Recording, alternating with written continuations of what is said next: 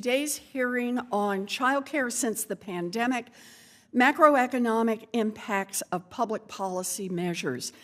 I want to get right to the point. Federal childcare funding is on the verge of a massive funding cliff. This cliff has the potential to cause more than 3 million children across this country to lose their care, and the impacts will ripple throughout our whole economy. But here's the kicker. We here in Congress have the power to stop this. And that's why we're having today's hearing, and that's why I am so happy that we have our witnesses here today, Glenn Hopkins, who runs a child care center, Sarah Hardy, co-founder and COO of an infant formula company, and Catherine Edwards, an economist and an expert on the labor market. They are here to help explain what the looming child care cliff will mean for businesses, for their workers, for parents and families, and for our whole economy. 3 years ago, in the early weeks of the pandemic, thousands of child care centers were forced to close their doors. These closures exposed a truth that millions of American families already knew. The child care system in America is badly broken. For decades, millions of working families have struggled to find care for their children, and if they are fortunate enough to find good care, millions struggle to pay for it so they can go to work or to school. Access to high-quality child care is essential to our economy. If mamas and daddies can't get care for their babies, they can't go to work. And if millions of parents can't go to work, businesses can't find the workers they need to operate. And if businesses cut back because they can't find workers, then national productivity and economic growth suffer. These realities hit especially hard during the pandemic. When the entire child care industry was on the verge of total collapse, Senator Tina Smith and I rang the alarm bell. Democrats in Congress responded to this threat by providing $50 billion in federal funding to help stabilize the child care industry. Now, this funding couldn't possibly solve every problem, but it worked, and it kept the industry afloat. Child care providers used those funds to help pay for rent, to keep children and workers safe, to raise wages, to alleviate the massive funding shortages, and much, much more. And millions of children got the care they needed. But now the child care industry is back on the brink of disaster. Most of the child care relief funding expires at the end of September. That's just 10 days from now. So what will it mean for American families if we don't invest more in child care?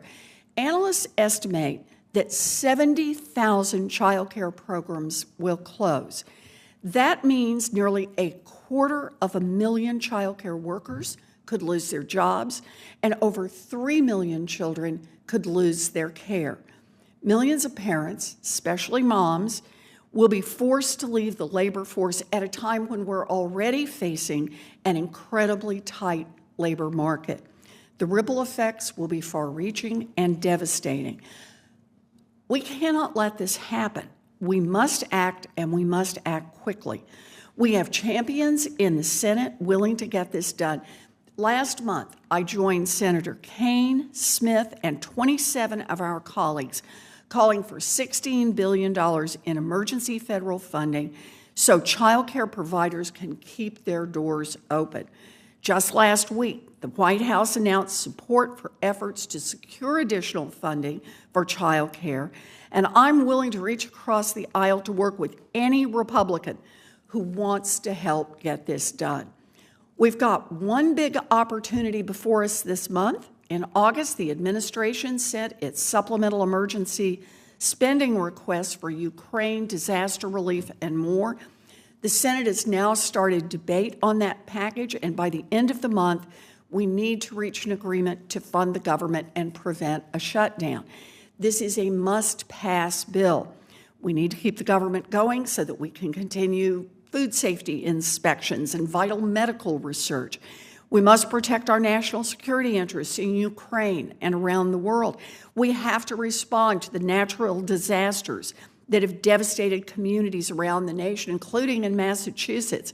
and we cannot leave American families behind. We need long-term investments in childcare, and we must at least keep the childcare industry from tumbling off a devastating cliff. Once again, I want to thank the members of this committee, and I thank our witnesses for helping to make clear the importance of this investment in America's families. So with that, I want to introduce our witnesses. I am pleased to introduce Mr. J. Glenn Hopkins. Mr. Hopkins is the president and CEO of Hopkins House, a child care center in Northern Virginia that provides care and early education to kids from 6 weeks old to 5 years old. Thank you for joining us, Mr. Hopkins. I'm going to go ahead and introduce everyone. Next, we have Ms. Sarah Hardy. Ms. Hardy, who is originally from Massachusetts, is the co-founder and COO of Bobby, an infant formula company, and she currently leads operations and supply chain for Bobby. So thank you for being with us, Ms. Hardy. And finally, we have Dr. Catherine Ann Edwards. Dr. Edwards is an economist whose research focuses on the intersection of labor markets and public policy, including women's labor force participation after they have children. So you're perfectly suited for this hearing today. Thank you, Dr. Edwards. Thank you all for being here. I now will turn to Mr. Hopkins for your opening testimony. Mr. Hopkins, you are recognized for 5 minutes. Thank you, Senator Warren, and good afternoon, Ranking Member Kennedy and the other distinguished members of the committee. Thank you for this opportunity to appear before you to talk about the macroeconomic impacts of public policy measures since the coronavirus pandemic on children, the early care and education professionals who protect and care for them, and the communities and families served by Hopkins House, a nonprofit child development center located in Virginia. Hopkins House was founded in 1939 and named in memory of Jonathan Milton Hopkins, an African-American physician who practiced in the city of Alexandria until his death in 1927.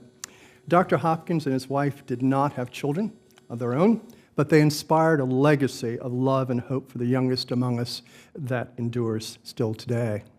Prior to the start of the coronavirus pandemic in 2020, Hopkins House provided services to 319 children in our 3 child development centers and employed over 60 early care and education professionals. And we had an operating budget then of $3.5 million.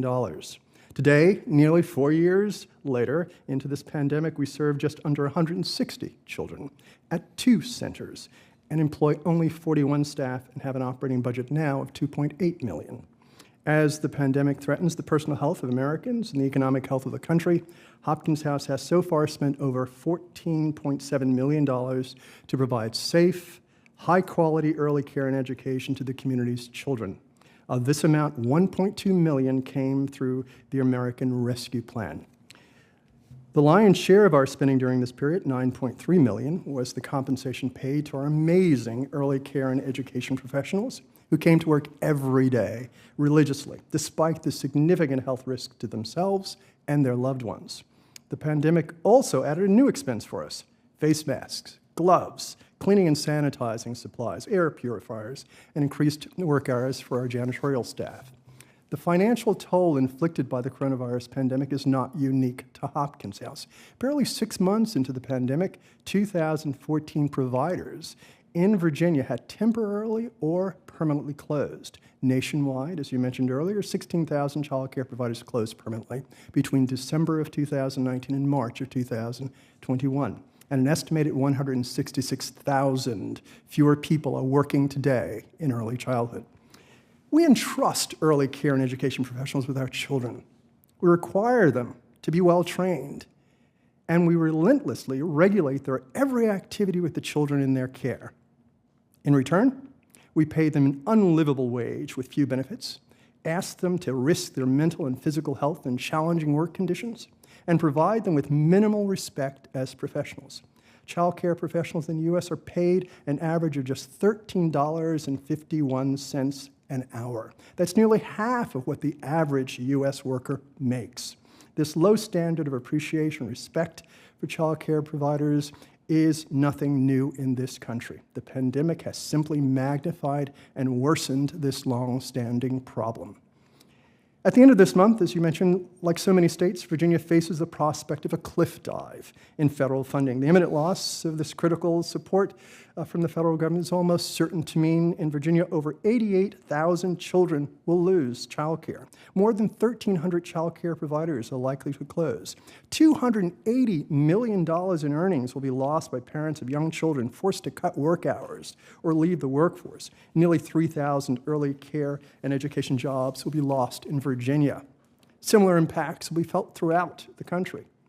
If Congress does not make a big and bold and long-term investment in the next generation of Americans, this country's children will not be adequately prepared to compete in the digital global economy of the future, and our economic strength and vitality as a nation will be greatly and perhaps irreparably diminished. Without childcare, parents cannot work. Without workers, businesses can't produce. Without jobs, workers can't pay taxes. And if taxes are not paid, the lifeblood of our nation does not flow. Put simply, the most powerful nation on earth will not survive without a well-funded and stable child care system. Last month, I'm pleased to say, Virginia Senator Tim Kaine, his colleagues, including Senator Elizabeth Warner here and Tina Smith, along with 27 others, called for the $16 billion in supplemental child care. And last week, Senators Bernie Sanders and Patty Murray and 33 others introduced the Child Care Stabilization Act. This is a terrific place to start. I plead with you to act now on these modest proposals and put in place a permanent financial commitment to a stable and robust American child care system. Thank you for your time and the work you do for our country's children and their families. Thank you very much, Mr. Hopkins. Very powerful testimony, and I appreciate your giving it. Ms. Harding, you're recognized for 5 minutes. Thank you, Chair Warren and Ranking Member Kennedy, for inviting me to be here today. My name is Sarah Hardy. I'm the COO and co-founder of Bobby. We are the fastest growing infant formula company in the United States. We serve hundreds of thousands of families across the country, and we played an absolutely pivotal role last year in the shortage, making sure babies were fed. Before I had the title of COO, I had a totally different title, Mom. For me, parenting has been the greatest and hardest challenge of my life. Specifically, balancing my career responsibilities and, frankly, my career ambitions does not work itself into the child care equation. As any working parent can attest to, in the absence of villages, we are truly left to build our own. And this can sometimes feel impossible. We are asking Congress to take action right now so working families, parents, and predominantly women are not put into the position where they are being forced out of the workforce because they have to choose childcare or their job. This is bad for families, and frankly, it's bad for society. My personal commitment to designing a supportive workplace was born out of a personal experience of mine. Prior to Bobby, I was an executive at Airbnb, and I was prepping to have my first baby. I was very lucky to be in a very supportive culture that really, truly, deeply cared about its employees. And yet, when I was getting ready to go on leave, I made a discovery. There was no parental leave. So I wrote their first policy. This, for me, became such a pivotal moment and a catalyzing moment as a human in my personal and in my professional life. I returned to work and realized my title was the same. I was not the same. Being a working parent is just different. There's no way to describe it until you go through it, and it is arguably more difficult. The reason? Childcare. The only way that it works in this country is not easily accessible or affordable for any parents. So fast forward to today. At Bobby, we are committed to building a different type of workplace where parents, and moms in particular, they're supported, they're empowered, and they're even celebrated in our workplace. Because as we all know, women are the primary parent in their household across America. So at Bobby, we invite our employees to show up as their whole selves. We're not asking them to leave their title of mom or dad at the door when they log on for the day.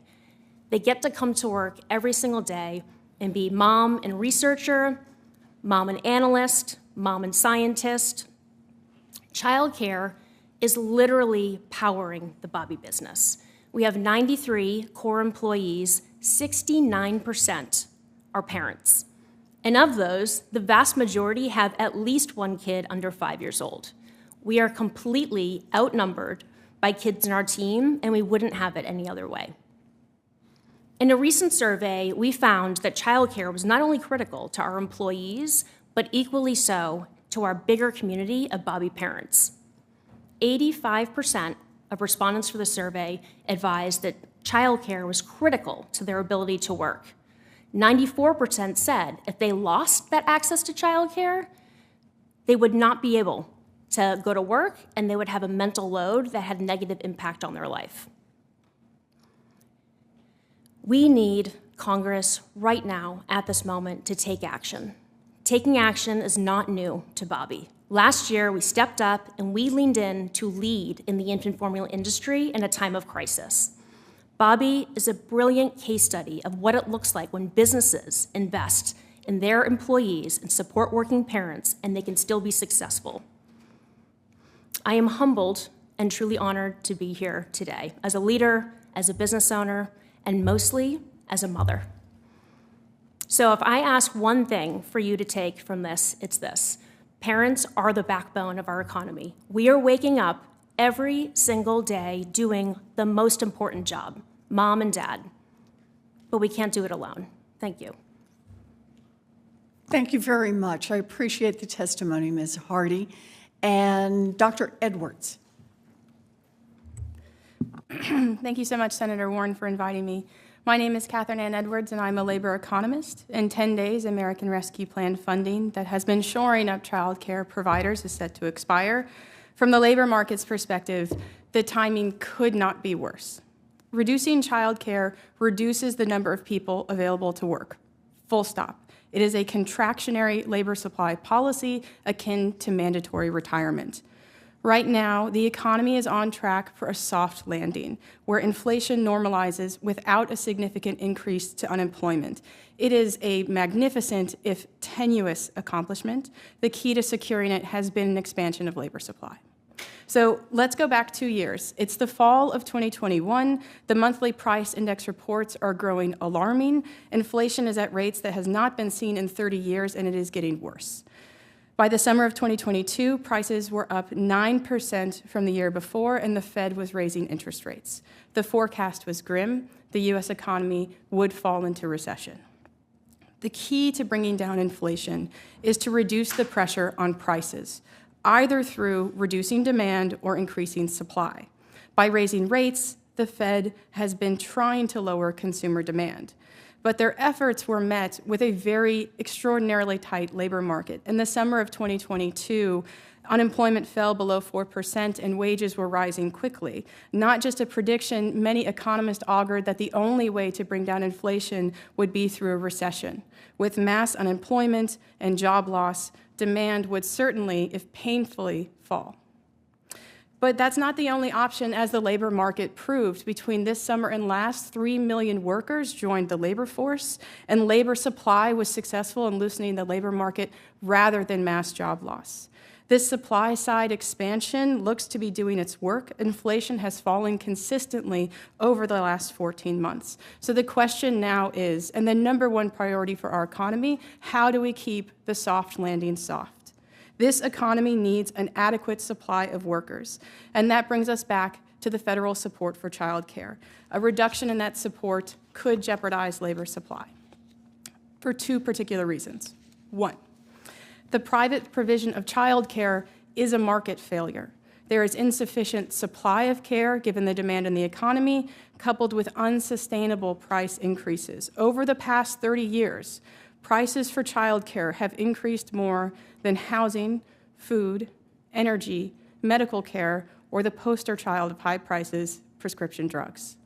As a market failure, childcare services are immune to classic market solutions. They cannot be radically improved with technology, efficiency, or scale. You can ask any parent. Very young children needs the eyes, hands, and attention of a capable adult. There is no miracle innovation coming for this sector. The upshot for today's discussion, the market has no ability to suddenly right itself to become plentiful or affordable. It's only going in one direction, and it's a bad one. 2, decades of research consistently tells us that when childcare is unaffordable or inaccessible, mothers will leave the labor force. And childcare in the U.S. is on track to become both less affordable and less accessible should federal support end. In surveys, paid childcare providers say that when Rescue Act funds end, they will either cut staff wages, raise prices, close classrooms, or close altogether. It would be unheard of for any combination of those actions not to push parents, largely mothers, out of the workforce. It is just a question of how many. In terms of how many, we do have some guesses. The Century Foundation estimates that providers will eliminate 3.2 million care slots, with about a quarter of what's currently provided in the U.S. when the funding ends. That could mean 3 million mothers leave the labor force. It could be more if the remaining spots increase in price and then further push people out of the market. It could be less if families are able to secure alternatives, such as nannies for the rich or friends and family care for the rest. But there's no outcome, there's no number where this helps the labor market and labor supply to push mothers out when we're in the middle of an inflation fight. It can only hurt. So I think it's fair to ask, what do the next few months look like? If federal support for childcare ends, what are we witnessing? I'm not expecting much on October 1st. It is not a cliff that is felt necessarily with the same acuteness in the sector with which the funding is associated. Rather, the deleterious effects will be felt over the latter half of this year and into next. It is a slow-moving gamble of steadily sabotaging the soft landing, and I urge you, what the economy needs at this moment is workers. Thank you very much, Dr. Edwards. I really appreciate your testimony. This is all enormously helpful, and I'm very happy to get it on the record. So I'm going to start with a round of questions, and then I will go to the ranking member, Senator Kennedy. So the American economy depends on American workers. And when more Americans are working, our economy can produce more. When production's up, families can spend more. When Americans are spending, companies can hire more. There's no question that more workers means a better economy for families everywhere. Getting Americans to work is especially important today. Right now, thanks to President Biden, the state of our economy is strong. We have more businesses looking for workers than we have workers looking for jobs. But to keep our economy humming along and to stave off inflation, it's important we get more workers into the workforce to fill those open jobs. So, Dr. Edwards, let me just ask you, I want to make sure we get this on the record. You're an economist who studies labor markets. Does access to affordable, high-quality care affect labor market participation rates? Yes, both the availability of care and its price are related to labor force participation. There's a very clear elasticity of the relationship between the increase in price and the decrease in maternal employment. Okay, so these two things are very closely linked. In other words, childcare is basic infrastructure for our economy, just like roads and bridges that we drive on every day to get to work. Now, let's talk about what it looks like when basic infrastructure shuts down. Ms. Hardy, you are the co-founder and chief operating officer of Bobby, a company that produces infant formula. You're also, as you've described, a mother of 2 young children. Take me back to the early days of the pandemic. What happened to the child care that you and your employees relied on during those first few weeks? It's hard to go back to that time. Yeah, no one wants to. But I'll do it. Yes, but let's talk about it. At the top of the pandemic, Bobby was literally just launching our business. We've been on the market for just shy of 3 years, right? So just to put that into perspective.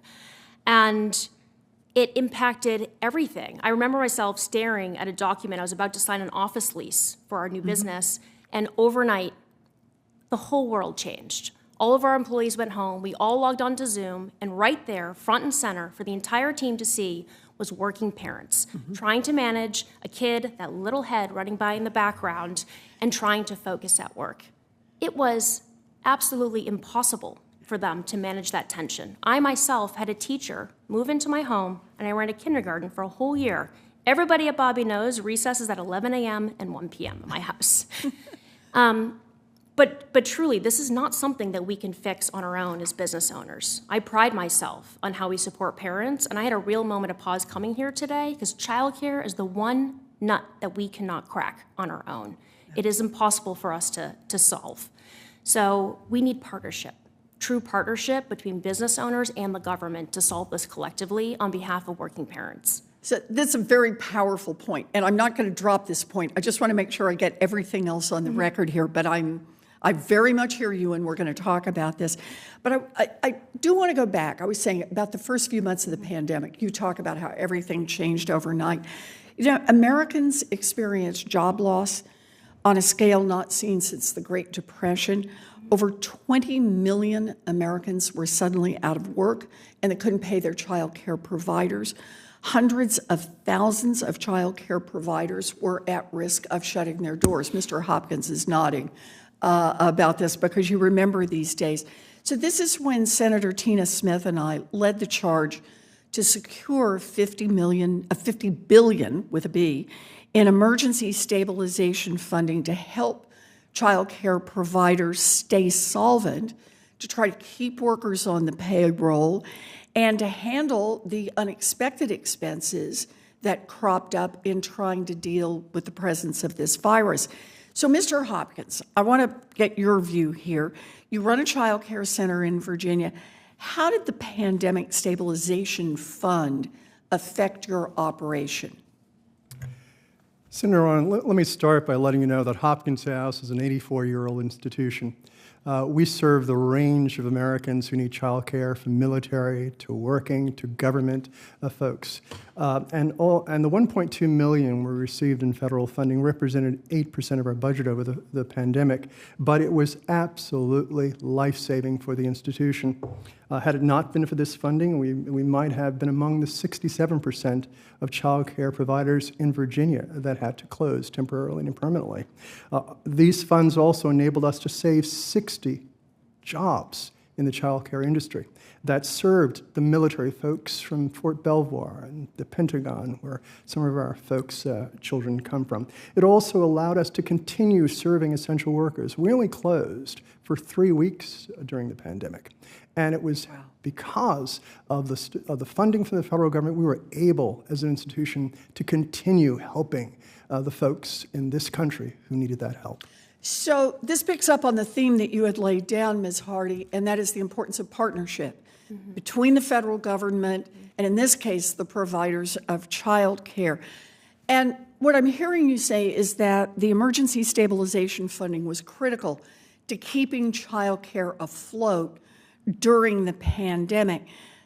Dr. Edwards, though, I want to go back to labor market on this. Who suffered the steeper job losses during the pandemic, men or women? Men lost about 13% of jobs, or that is to say, 13% of men lost jobs and about 17% of women. Okay, so more women, or as a percentage of workers in the workforce, lost their jobs than men, although it was both. It was actually absolute and relative terms. More women in number, and a larger share of women lost their jobs in the first 2 months of the pandemic. And 3 years later, have women workers overall recovered from the pandemic? Yes, aggregate labor force participation and employment of women has recovered from their pandemic losses. So did preserving the child care sector help ensure that workers, parents, particularly women, could get back to work as the pandemic waned? You know, absolutely. In fact, the 3 million increase in labor force participation over the past year has been led by prime age women who are 25 to 54, and women with children under 5 are currently experiencing some of the highest labor force participation rates they've ever seen, far above their past peak. All right. So access to quality child care and a strong economy go hand in hand. If child care centers had closed their doors in March 2020 and never reopened, a very real possibility at that point, our economy would have suffered serious long-term consequences. But because child care centers were able to stay open, parents were able to continue to work and rejoin the workforce when the economy opened back up. In fact, under President Biden, the U.S. economy has already added over 13 million jobs, and the unemployment rate has now hit a 50-year low. The emergency funding that we fought for helped save jobs, it helped save child care providers, and it helped save American families. And in a few minutes, I want to talk more about the details of this, but now I want to turn to my partner here, Ranking Member Kennedy, and recognize him. Well, thank you, Madam Chair. I want to thank our chair for calling this hearing on this important subject. Being opposed to affordable child care is like being opposed to golden retrievers. No fair-minded person can be opposed to it. And, I've often wondered, in a perfect world, what the numbers would look like if we could somehow measure the lost productivity from not having child care for people that's affordable and available. That's the other problem. Can you find child care? And my guess is that the benefits, we call that dynamic scoring, the benefits would outweigh the costs. I also think that when moms and dads lie down at night to sleep and can't, affordable child care is one of the things they're worried about. It's not the only thing, but it's one of the things. The question, of course, is how to pay for it. I was in a hearing in the banking committee last week, I guess. We have one of the other things that moms and dads worry about when they lie down to sleep at night and can't is property and casualty insurance. In many parts of the country, the cost has gone up, and in many parts of the country, it's not even available anymore, much like child care. And, of course, the answer that was suggested, you'll not be surprised, was have the government either subsidize it or get into the insurance business itself. Doctor, you mentioned inflation. Inflation is down. It's not soft. It's about 3.7%, 4.4, I think, core inflation. But the American people understand instinctively that what this means is that the rate of inflation is slowing. It's not rising as quickly as it was, which we all think is a good thing. But what it also means is that prices are not going down. They're just rising less quickly.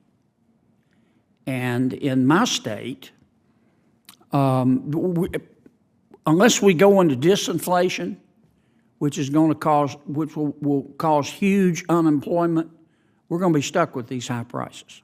And in my state, our median household income is about $55,000. The average family in Louisiana is paying about almost $900 a month as a result of inflation. Now, that's $10,000 a year. It's hard for the average person to find that. And part of that inflation has been caused by government spending. So my question is this, and I think I know what we ought to do. We have to do what families do, and we have to set priorities, and we don't. If we want to pay for child care, help people pay for child care, what we ought to do is take the entire federal budget mandatory and discretionary, and spend the time to go through it line by line. And I can guarantee you that I know every member of the Senate. I haven't met a dummy yet. Every one of them, Democrat and Republican, in good faith, could find a place where we can save money that we could agree on. But we never do that. We just don't.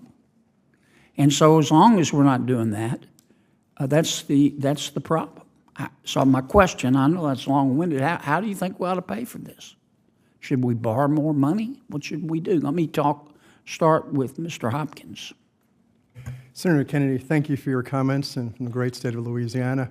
I want to change the language that you use just a touch, if you don't mind. Sure. You mentioned that you're asking the question whether the government should subsidize childcare. I'd rather suggest to you that the federal government should invest in childcare. Okay. And we should expect a return on that investment. Lots of research out there indicates that if you invest just $1, you can get $17 in the kind of savings you're talking about. That's smart use of federal dollars.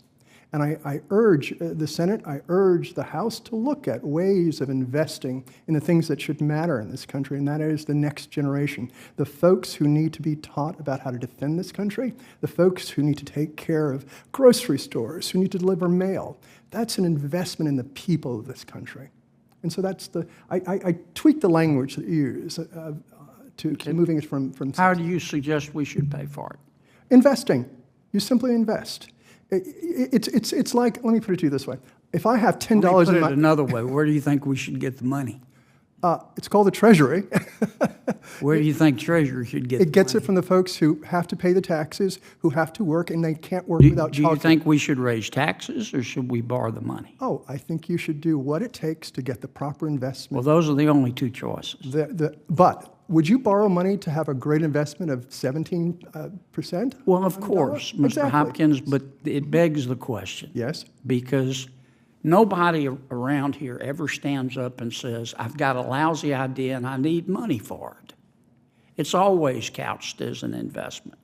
Helping people pay property and casualty insurance, helping them find it is an investment as well. But sooner or later, you get down to the hard choices where, I mean, we are running big deficits, and deficits do matter. And our spending has contributed to inflation. It's not the only reason. Let me ask Ms. Hardy. I mean, I'm open to suggestions about where we get the money. See what Ms. Hardy thinks. I'm going to speak to this as a business owner, Okay. and I hear what you were saying. In my mind, I look at this like a return on investment. I am running a business. If there is not childcare for my employee staff, 69% parents, it is the difference, is life or death for Bobby. Yes, ma'am. It's the difference of us and I thriving understand versus that, failing. but if you go to the bank, let's suppose you want to expand your child care, and you go to the bank and you want to borrow, let's say, $1 million. You can't tell the banker, you owe me this money, it's an investment. The banker's going to want to know how you're going to pay me back. And that's the challenge we have. I don't disagree with anything any of you said. But do we raise taxes? We don't have this money today to do what you're asking for. Do we raise taxes? Do we just borrow it? Give me what you think. And I am deeply empathetic to the process of trade-offs and prioritization every single day in our business. Yeah, you see it. And I hear exactly what you're saying for. This is for American families. It is making a difference. It is the difference between a woman being able to stay in the workplace and continue to invest in her career or have to go home and make that trade. So is property and casualty insurance. I've got a bill right now. I think it's paid for to try to cap the cost of insulin for everybody, including the uninsured, at $35. But, you reach the point where you say, we can't do everything. So the fair question is, where's the money going to come from, Doc? The majority of federal revenue comes from taxes, so if you need more money, you'll have to raise taxes. I'll remind you, sir, that we have had 2 massive trillion-dollar tax cuts in the past 20 years, and they have done nothing to make childcare more affordable. They have done nothing to help the casualty and property insurance that you were talking about today. They have not been invested in children, and we have not seen that return. I mean, the 2001 tax cuts have now had 22 years to prove that they could solve the social issues that you and your fellow senators say that are a priority, and I don't think we could point to evidence to say that they have worked. I would love for you to give child care 20 years. I would love for you to say, let's take 2 decades of runway, invest it in young children, and see what kind of return that I could get. But we've never given children or the child care sector as much runway as we've given taxes. And I'll remind you that the estate tax exemption right now is $13 million. Well, let me say thank you for the honest answer. Raise taxes. In another venue, perhaps, or another time, we can debate what that tax reform did for the economy. But I've got another subcommittee hearing, so I'm going to turn it back over to our esteemed chair and thank all of you for being here today. Thank you, Senator Kennedy. Senator Van Hollen. Thank you, Madam Chair. And before Senator Kennedy goes, I hope he will add chocolate labs to your golden retriever list of things you just can't be against, so we have one. But I also am glad Senator Kennedy raised the issue of choices and trade-offs, because this area of making child care more affordable, more families, clearly is in the national interest and the interest of working families. And you've all made that case through your testimony today, both from the provider side, the business side, from the academic side. It's very clear we have a market failure when it comes to the issue of childcare. And that is an area where, therefore, we should have a government investment. I hadn't planned to go into this, but I had a hearing earlier today in the Budget Committee. And I know Senator Kennedy would like to look at all the spending programs, many which are those very important investments in our future. But there's a whole category of what we call tax expenditures. These are tax breaks that disproportionately go to very wealthy people, sort of carve-outs. And one that we discussed this morning was the issue of capital gains. Because in this country, we tax capital gains at a lower rate than we do wages. So we have this bias in our tax code toward those who make money off of money compared to those who are wage earners. And President Biden has proposed that at least for those people making $1 million a year in income, we should tax capital gains at the same rate that we do for individual wage earners. In addition to that, there's the issue of stepped-up basis, which is allowing huge wealthy fortunes to pass on their gains forever without any taxes. And so we think that there's also an appropriate place to address that issue. And if you take them both together, the capital gains piece and dealing with what we call carryover basis or stepped-up basis, that actually you would raise $200 billion a year and make the kind of long-term investments you're all talking about in this very important area. And that is part of President Biden's budget proposal. So yes, we should be making these choices. And that's a choice that I think that we should be making for the common good. If I could just turn to you, Dr. Edwards, because I just want to make sure I've got my facts straight here, but according to the Economic Policy Institute, the average annual cost of child care, infant care in Maryland is just over $15,000. This is nearly $4,000 more than in-state tuition at the University of Maryland, which is covered in part by Maryland taxpayers because we see that as a very important investment for our citizens in the state of Maryland. And despite the fact that it costs more in Maryland to provide, child care, we know that child care providers are on the slimmest of margins. And it's very hard to attract workers because of the pay. So this is a classic market failure. Could you talk to how, if we do make this investment, and we all agree that this is an important investment, it could actually, make sure we have more people in the workforce and how that would benefit all of us, both in terms of economic growth and also more shared prosperity. Thank you, Senator. There are lots of ways that we can try, as economists, pushing around data and pencils, to estimate how many more women would work if we had childcare. All kind of three primary ways to do it say the same thing, that we're looking at a labor supply increase on the order of several million more women working. That's a number that's not insignificant. It represents a large chunk of labor supply and would reach historic labor force participation rates.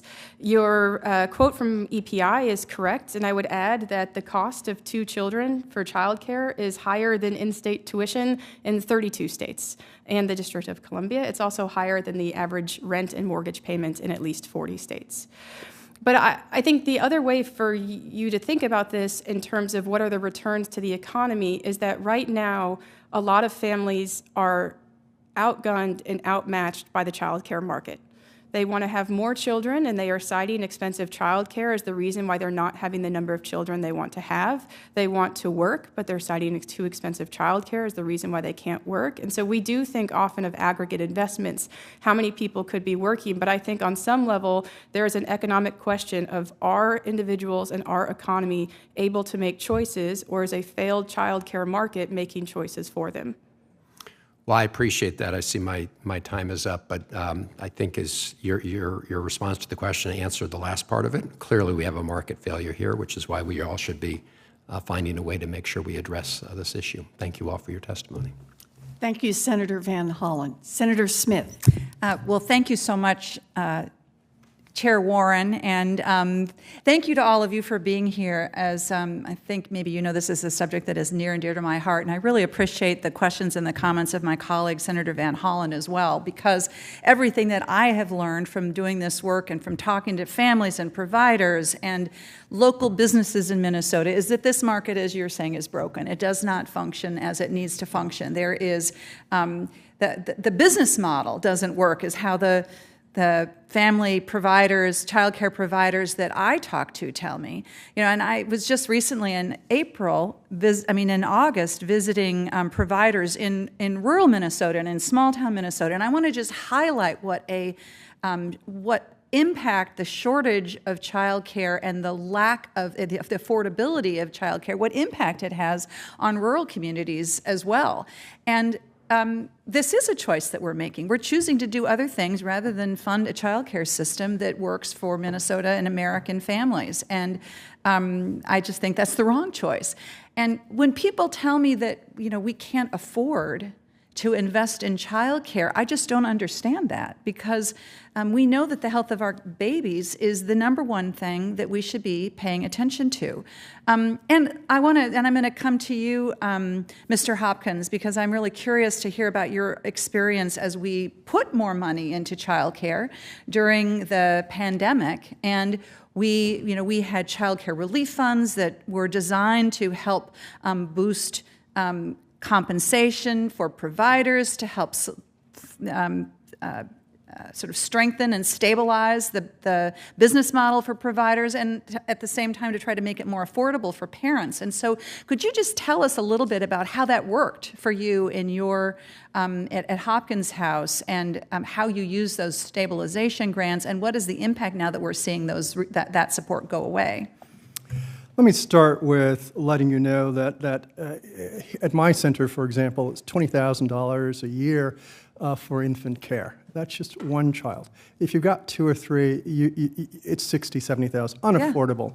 Yeah. I'm a grandmother of several toddlers, and so I hear about this all the time. I appreciate that.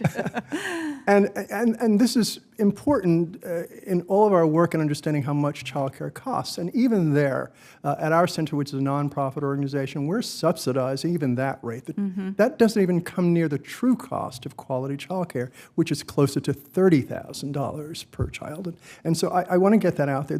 How we use the money, we increase compensation. To give you just one example, at our institution, we were paying, prior to the pandemic, $35,000 a year to a teacher teacher with a 4-year degree in early childhood. All right?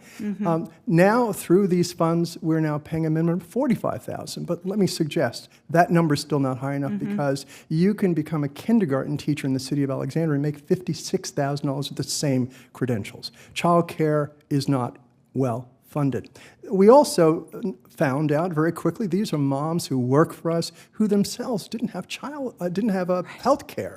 Right. They were using hospitals and emergency rooms as a place for their children to get care. So now, using the funds through the ARPA funds, we now provide free health care to all of our employees who need it. That's enormous. That's a big thing. And without the funds we're getting from the federal government, I'm not sure that's going to survive past this pandemic. We also made sure we took care of all of our staff. We've got employees who have been working for 10 years or more at Hopkins House. The notion of putting those people out in the streets because we have to lay them off because we can't afford it, I can't even begin to imagine. It's the sort of thing that keeps me awake at night, and God, I do need my sleep.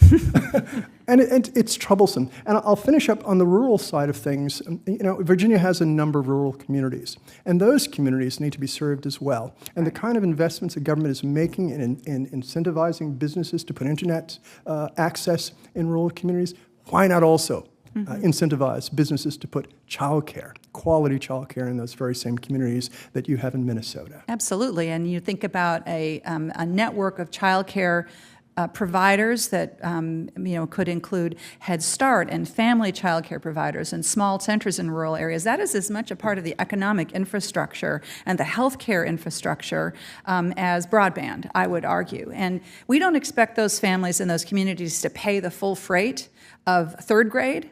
And so why, though, are we expecting them to pay the full freight for their infant or their toddler? This is something that I've heard, I've learned from Senator Warren, who is such a strong advocate for this. So thank you very much for your all being here and for this testimony. And I hope that this will help to draw attention to this very important need. Thank you, Senator Warner. Thank you, Senator Warren.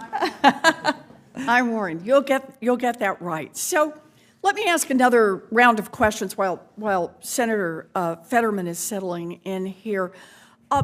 We've already talked about how Congress stepped up and provided the child care sector with a life raft, $50 billion in funding during the pandemic. And all across the country, providers like Mr. Hopkins use stabilization funds for critical needs, as you've explained, to keep the centers open, to keep them from folding during the pandemic, to pay workers more for this critical work, to compete for these workers with others who could hire them, and to try to keep staff safe and the kids safe. But what I want to do is just for a minute focus on what happens if the funding goes away now, because this has been funding that we've had over a period of 3 years. And in 10 days, if Congress doesn't act, this funding stream dries up. So, Mr. Hopkins, let me ask you, without the funding that you've relied on for the last couple of years, what is that likely to mean for your center over, you can stretch it out a bit, but over the next year or so? What's likely to happen should these funds disappear are really several things. Let me start with the impact on our staff. We have promised them cost of living increases, 2.5%. I believe inflation is double that at least now. They're barely keeping up with an ability to put food on their own plates.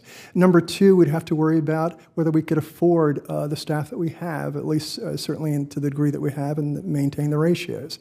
If we reduce our staff, we'll lose the ability to serve children. Health, the new free health care that insurance that we're providing to our staff will evaporate.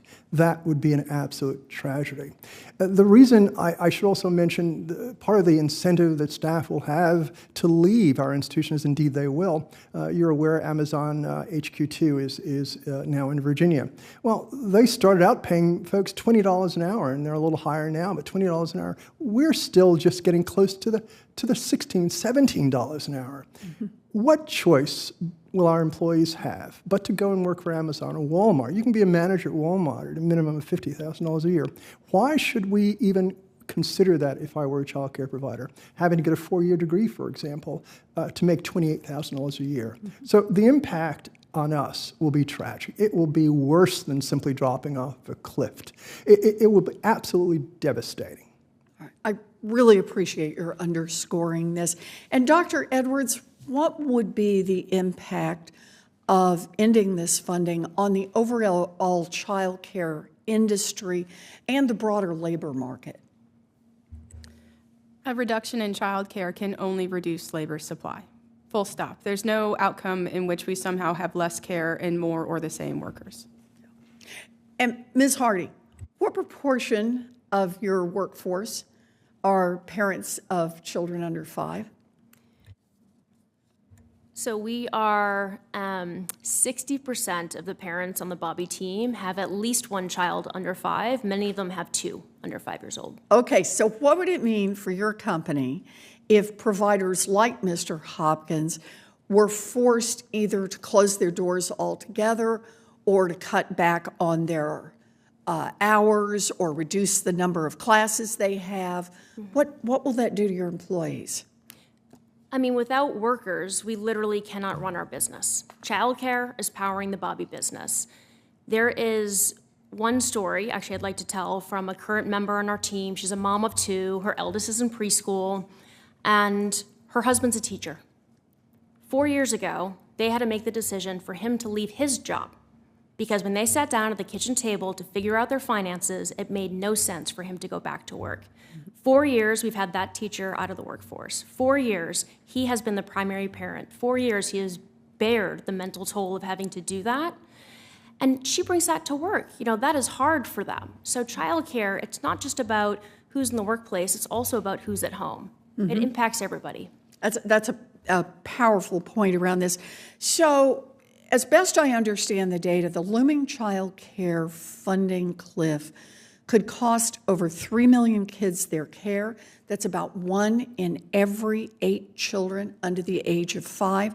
It would come right in the middle of a tight labor market when we need people in the workforce more than ever. Congress cannot let child care take a dive off this cliff because without these investments, we're going to see thousands of child care providers either close or cut back on the number of employees. We'll see employees leave, as you described, Mr. Hopkins.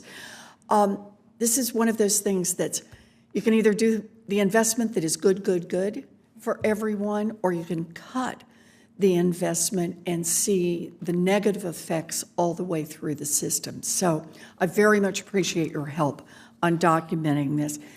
Senator Fetterman. Thank you so much. You know, earlier this week, the Republicans have been having a meltdown on how I dress. But child poverty more than doubled last year, and Congress didn't do anything to act about that. And I don't know why. But child care workers also live in poverty. In my own state, Pennsylvania, the average child care worker lives in poverty at almost twice the rate of Pennsylvania workers in general. Mr. Hopkins, how would raising wages for child care workers lift up both our workers and our children? Senator Fetterman, the great state of Pennsylvania, I like the way you dress. Let's start there. Well, it's a commonwealth, to be clear. As is Virginia. Thank you. And Massachusetts. How would increased wages help our child care workers? First of all, it would give them a livable, dignified salary and income to support their own families. Let me put it to you in this context. We expect our child care workers to protect our children while we're at work. We pay police officers $31 an hour. We pay child care workers $13 an hour. We expect child care workers to feed our children. We pay restaurant chefs $28 an hour compared to $13 for child care. We want our child care workers to take care of the children when they're hurt and to rub their tummies.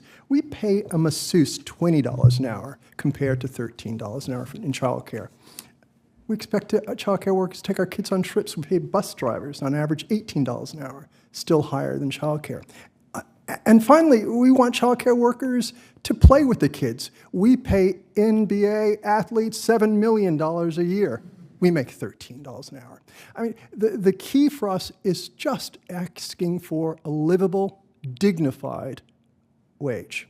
That means we as childcare providers and workers will be able to buy food on our plates without being stressed out about how we pay for things. It means we will be able to make choices in Pennsylvania and all over the country to positively be in childcare, to be able to choose childcare as livable as opposed to being stuck with earning a low salary simply because we want to take care of the children of this nation.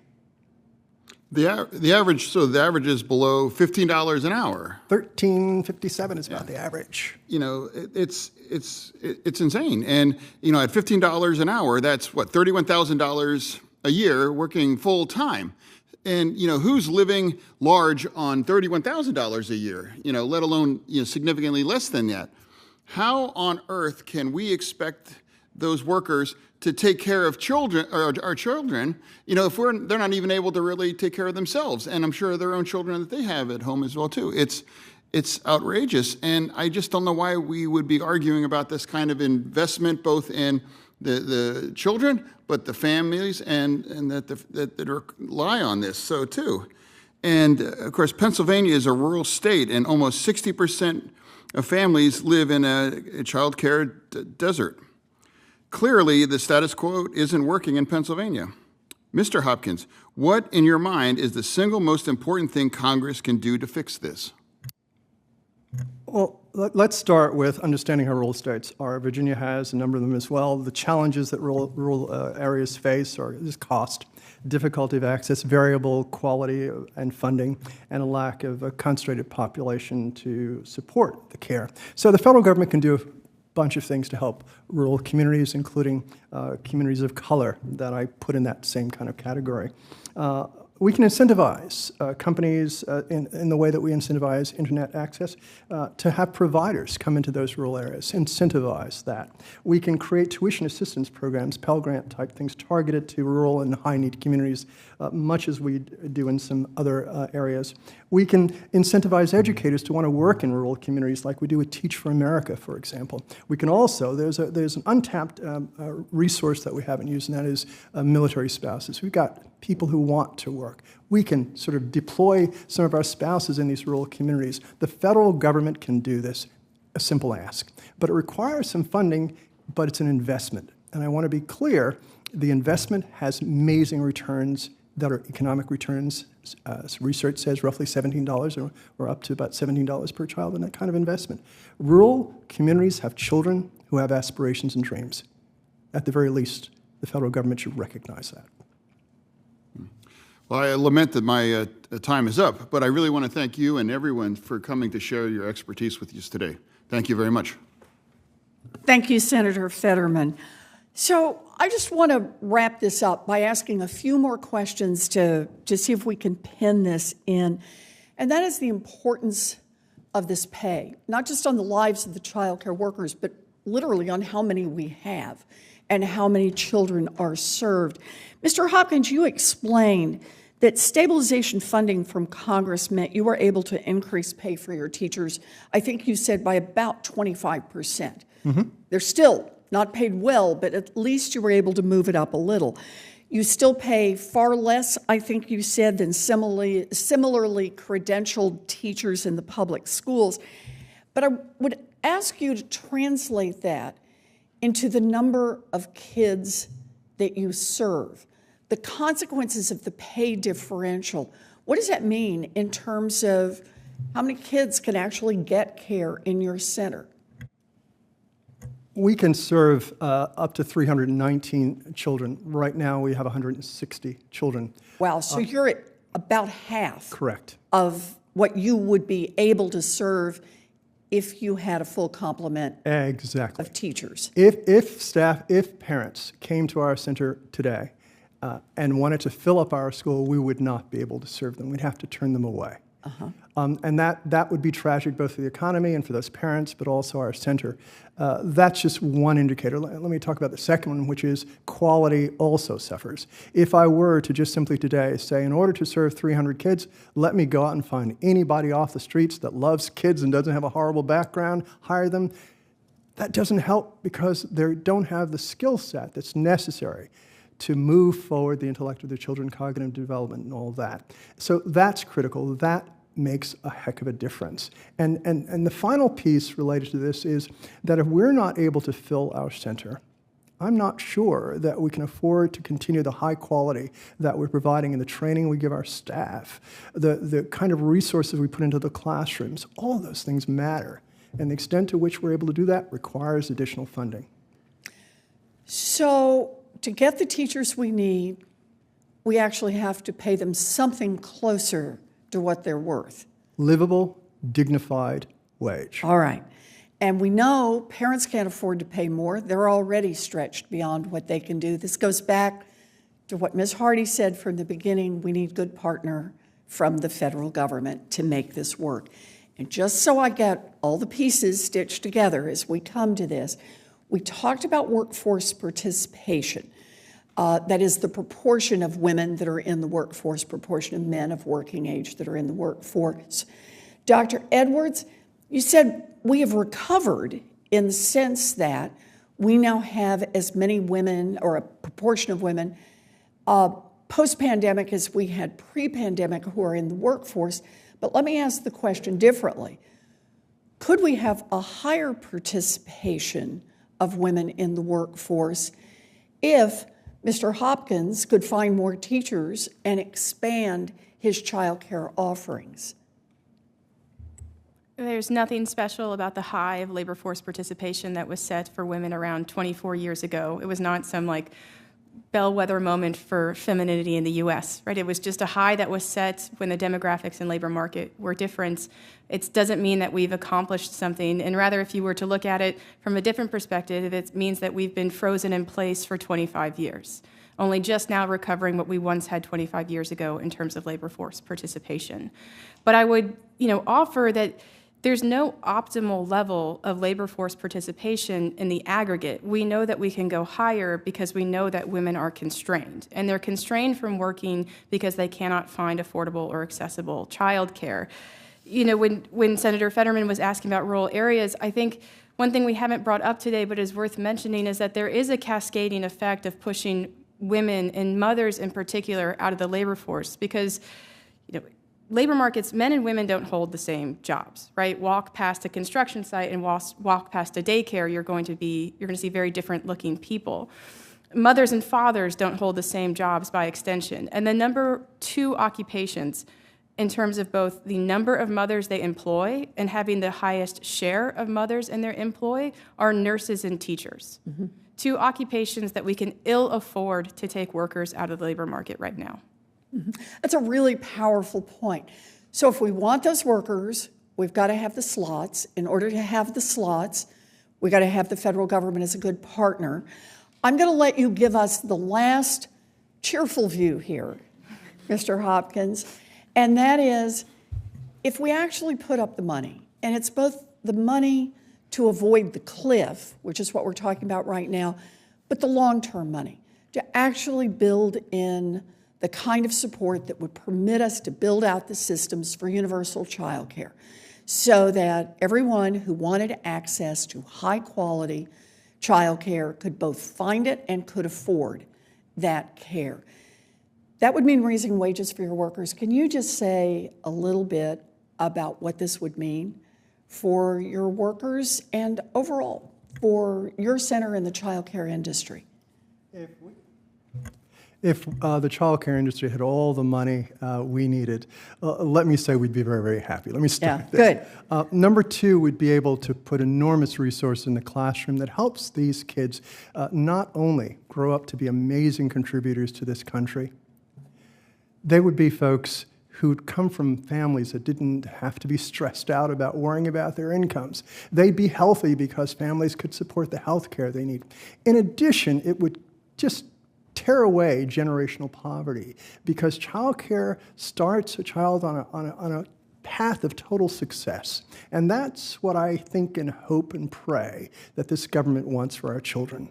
High achievement, great success. We want them to be strong leaders. We want them to be contributors to the global economy and the global social world. We want them to go in space. We want them to discover amazing things. Additional funding for childcare gets that engine moving.